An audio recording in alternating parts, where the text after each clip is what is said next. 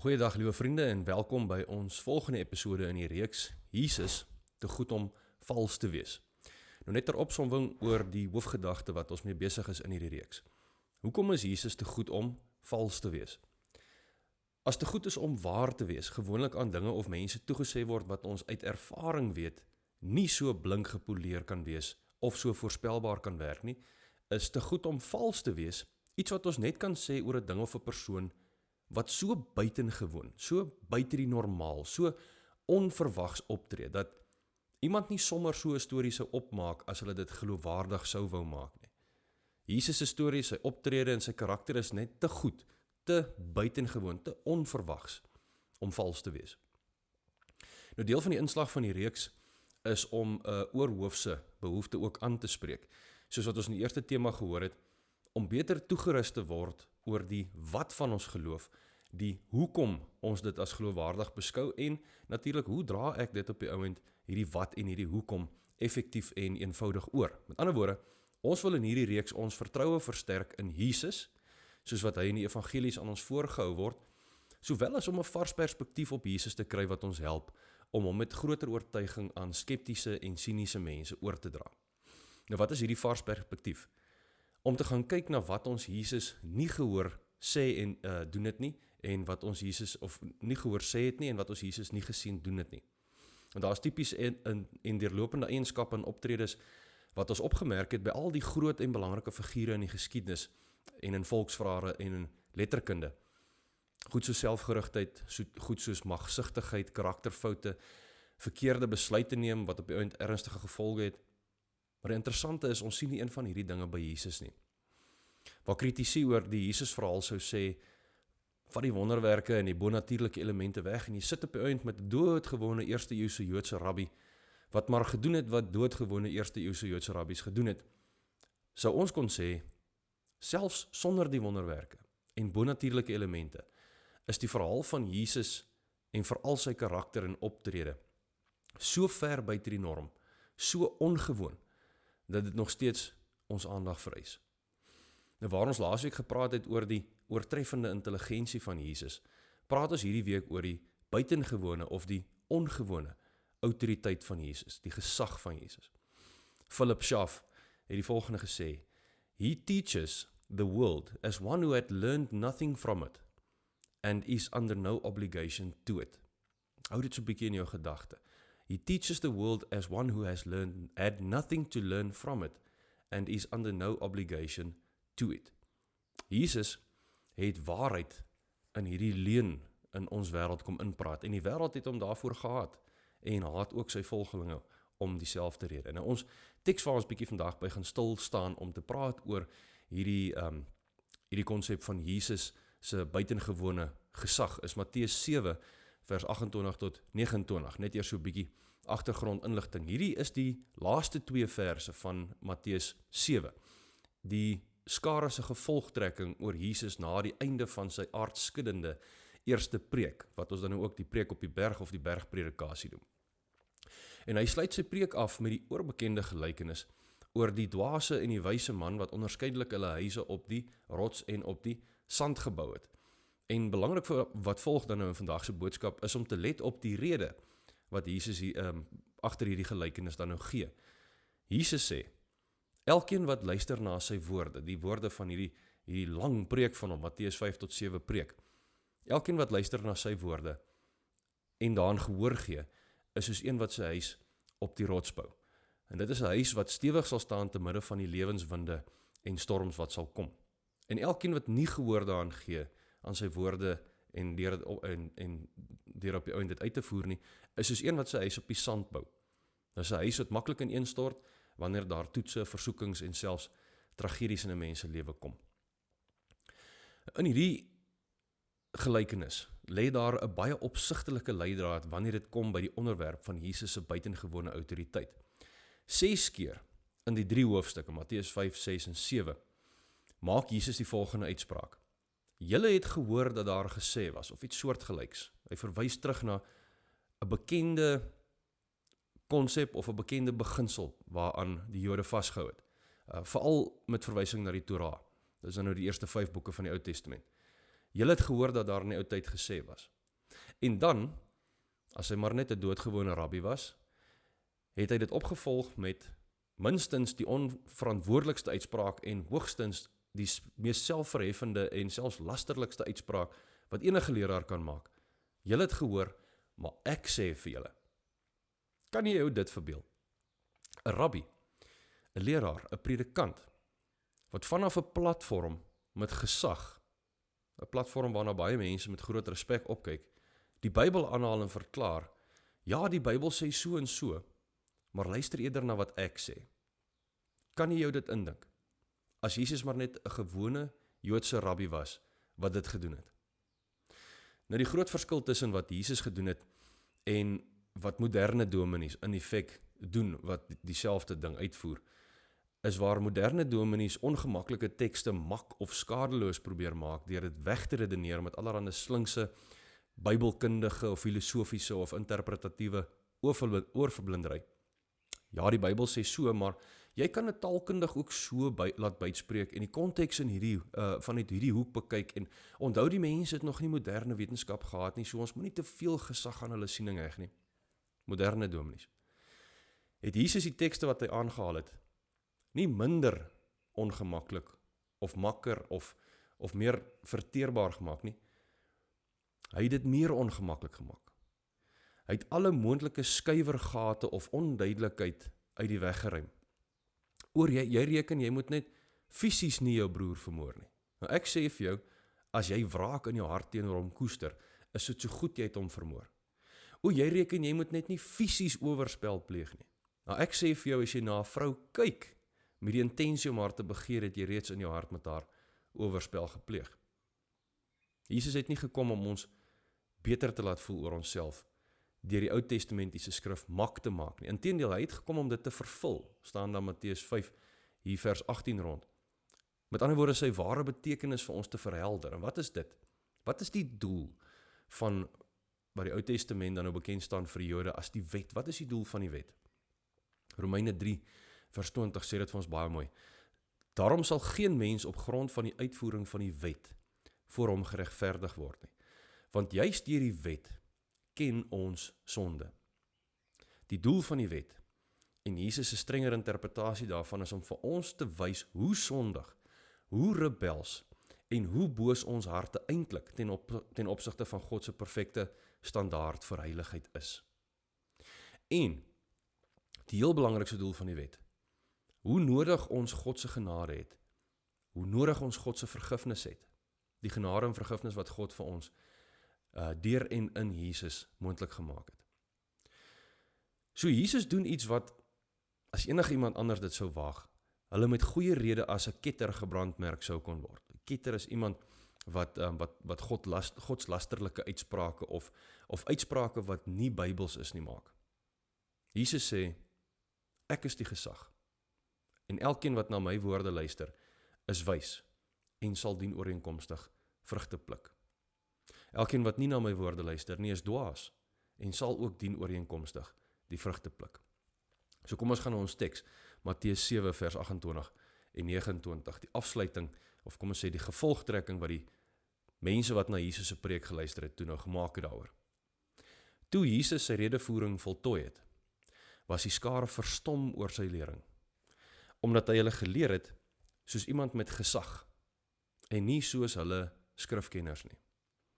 Nou ek het altyd gedink, hierdie teks verwys na Jesus se styl van aanbieding.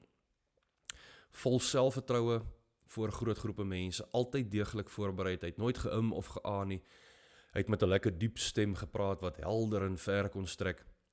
En nou natuurlik was Jesus 'n uiters bekwame publieke spreker en baie selfversekerd. Mens kan dit net aflei van die hoeveelheid mense wat oralste saam met hom gegaan het om na hom te luister. Maar dit was nie waar die onus van sy autoriteit gelê het nie. Verbeel jou gou die volgende scenario. Jy's by jou werk of jy's by die skool en jy moet 'n verslag opstel. Jy sal nie daaraan dink om dit te doen sonder om bronne aan te haal nie. Waar het jy jou data vandaan gekry? Watter experts ondersteun jou gevolgtrekkings? Wat sê die literatuur ensovoorts? Nou gestel daar kom 'n nuwe knaap daaraan en hy sê vir jou, jou baaste en ook hulle baase, sê hy vir hulle, julle het die kat aan die stert beet, en hy het gekom om vir julle te sê hoe dinge regtig is. En wanneer jy hom dan vra vir sy CV of om sy navorsing te toon of die experts aantal wat sy opinie ondersteun, sê hy, nee wat, al hierdie dinge is nie nodig nie. Dit is waar omdat ek sê dis waar. Daar is 'n internet meme wat ek altyd baie geniet, as iemand 'n feit aanhaal wat twyfelagtig is sonder om dan die enige bronne ter staving te gee, sal iemand dan die volgende kommentaar onderaan sit, source, trust me bro. Met ander woorde, sy bron is, vertrou my net. Hoe vinnig bel jy vir sekuriteit om so 'n persoon daar weg te sleep, wat met so 'n houding daar aankom? Moenie worry nie, luister net na my. Ek is die gesag. Maar dis presies die manier hoe Jesus geleer het. Dis waar, omdat ek sê dis waar. Hy het nie bekende rabbies of bronne aangehaal nie, en as hy geskryf het, sou hy een inskrywing in sy bibliografie gehad het. Jesus van Nasaret. Nou kan jy sien, hoekom dit sy gehoor so gefascineer het. Al hulle geleerdes, die rabbies en die skrifgeleerdes, het mekaar aangehaal, en die konsensus wat daar onder hulle was, het hulle aangehaal, om autoriteit aan hulle lering te gee. Dallas Willard het gesê, scribes, expert scholars teach by citing others. But Jesus was in effect saying, just watch me and see what I'm saying is true. Nou sien julle wat ek sopas gedoen het. Ek het 'n expert aangehaal om my saak sterker te stel. Nou, 'n paar mense het al by my gekom dat ek dit so graag doen in my preke, en daarop sê ek dus vanoggend, ek is nie Jesus nie. Ek kan nie maar net sê, trust me bro nie. Ek gaan ander gelowiges gereeld aanhaal, en natuurlik ook die meester self. Julle moet na my luister, op grond van my uitstekende bibliografie. Nie omdat ek persoonlik so gesaghebbend is nie. Maar Jesus het dit nooit gedoen nie. Hy was die autoriteit. Het jy al ooit met iemand gestry oor een of ander feit? Hoe groot, of hoe oud, of hoeveel, of hoe ver, of hoe ryk, ensovoorts, iets of iemand is, en uiteindelik sê een van julle, kom ons Google dit net. Dan kan Google vir ons sê wie is reg of verkeerd. Vir almal wat voor die 1970s gebore is, kom ons gaan kyk in die ensiklopedie. Daai rooi stel kennisse, ons het ook so 'n hoopie van hulle gehad. Hoekom doen ons dit? Ons beroep onsself op 'n gesag buite onsself om ons saak te stel. En gewoonlik het een van die twee stryders in die gesprek dan die satisfaksie om vir die ander een te sê, sien jy, ek was reg. En afhangende van jou volwassenheidsvlak nog aware miskien daarby. Nou in Jesus se tyd was dit niks anders nie. Die skrifgeleerdes het al eie gesaghebbende bron gehad, buite in die Ou Testamentiese geskrifte, wat natuurlik vir hulle dan nou die enigste testament was. En die bron van gesag was die Joodse Talmud. En Talmud beteken studie of lering in Hebreëus. En dis 'n versameling antieke leringe deur Joodse rabbies, wat as heilig en normatief beskou is deur Jode tot vandag toe. Mense amper kon sê, dis 'n tipe van 'n running commentary op die Bybel. Die samestelling van hierdie Talmud het rondom die tyd van Jesus ontstaan, en die kanon daarvan is ongeveer 400 tot 500 na Christus afgesluit. En die inhoud daarvan is soortgelyk aan moderne Bybelse kommentare, behalwe dat dit nou nie klomp afsonderlike bronne is deur afsonderlike uitgewers nie. Elke nuwe gesaghebbende rabbi se kommentaar op 'n teks is bygevoeg tot al die ander rabbies sin wat hom vooraf gegaan het. En dit was dan beskou as die tradisie. Dit is die kanon. En dit is waaraan elke Jood homself onderhewig moet stel wanneer hulle die tekste kom interpreteer. Want daardie interpretasies is gesaghebbend. Die rabbi se naam staan daarby en ons ander rabbies stem saam daaroor. En daar's op sigself niks meer fout nie. Julle wil tog hê ons, wanneer ons dominees vir julle 'n teks ontleed, dat ons so wyd en diep as moontlik gelees het oor hoe die teks deur die eeue verstaan is deur die kerk. Julle wil gerus wees dat moderne kommentare beraadslaag is wat deur wêreldberoemde taalkundige en bybelwetenskaplike proffies geskryf is om die nitty-gritties van die teks uit te wys. En julle wil ook weet dat ons ten minste 'n bietjie tyd spandeer het in die Grieks en Hebreëse leksikons wanneer dit by die belangrike woorde se ontleding gekom het. Dis alles goeie verwagtinge van 'n gemeente aan hulle predikant. Dis die verwagting van verantwoordelike Bybeluitleg en uitleg met behoorlike autoriteit daarachter. Wat ek dink besig is om baie skaars te raak in die NG Kerk, moet ek bysê. Maar Jesus het ook aan hierdie verwagting voldoen. maar op 'n totaal ander manier. Die bron wat gesag verleen het aan sy uitsprake was hy self, en dit was genoeg. Daarom dat die Joodse raad so vurig was, toe hulle hom vra, op wie se gesag doen jy en sê jy hierdie dinge? In Lukas 4 vers 18 tot 21 haal Jesus die profeet Jesaja aan. Die gees van die Here is op my, omdat hy my gesalf het om die goeie boodskap aan arme mense te verkondig. Hy het my gestuur om vir gevangenes aan te kondig dat hulle vrygelaat sal word en vir blindes dat hulle weer sal sien, om onderdruktes te bevry en om die genadejaar van die Here aan te kondig. Hy was in die sinagoge besig om die mense te leer. Hierna het Jesus die boekrol opgerol, dit aan die amptenaar teruggegee en gaan sit. Almal in die sinagoge se oë was stip op hom gerig, en toe het hy met hulle begin praat. Hierdie gedeelte uit die skrif is vandag vervul terwyl julle daarna luister. Hierdie was 'n baie welbekende Ou Testamentiese aanhaling vir elke Jood wat teenwoordig was. Maar Jesus haal niemand aan toe hy sê, vandag is hierdie skrifwoord vervul nie. Hy, op sy eie gesag, verklaar dit as vervul. En hy sê, dis vervul deur homself. Wie kan so iets sê en daarmee wegkom, sonder om as 'n ketter gebrandmerk te word? Net Jesus kon. Laaste voorbeeld, waar ons Jesus se buitengewone autoriteit in aksie sien. Matteus 5, vers 11 tot 12, heel in die begin van sy bergpreek. Gelukkig is julle, wanneer die mense julle om my ontwil beledig en vervolg en vals beskuldig van alles wat sleg is. Wees bly en jubel, omdat julle beloning groot is in die hemele. Hulle het immers die profete voor julle net so vervolg. Ook weer vir ons ore 'n oorbekende stukkie. Wat is die gemiddelde opvatting wanneer Christene hierdie teks lees? In moderne tyd, as ek gekancel of gedeplatform of stilgedreig of selfs skade aangedoen word omdat ek Jesus volg, is dit nie 'n slegte ding nie. Dis deel daarvan, as 'n mens dit so verstaan. Maar ons mis 'n ongelooflike belangrike punt wat Jesus hier oor homself maak. Opgesluit in die 3 woordjies, om my ontwil vervolg word. Lê 'n parallel wat Jesus trek na die Ou Testament toe. In die Ou Testament was die profete van God om God se ontwil, omdat hulle God se wil gedoen het en God se woorde gepraat het, vervolg en selfs doodgemaak. En Jesus sê hierso, en ons mis dit as ons nie daarop gelet het nie. Jesus sê op morele gronde is daar geen verskil tussen die mense wat in die Ou Testament die boodskappers van God vervolg het en nou die boodskappers van Jesus vervolg nie. Waarmee is Jesus besig? Stilweg en amper onopmerklik stel Jesus homself gelyk aan God.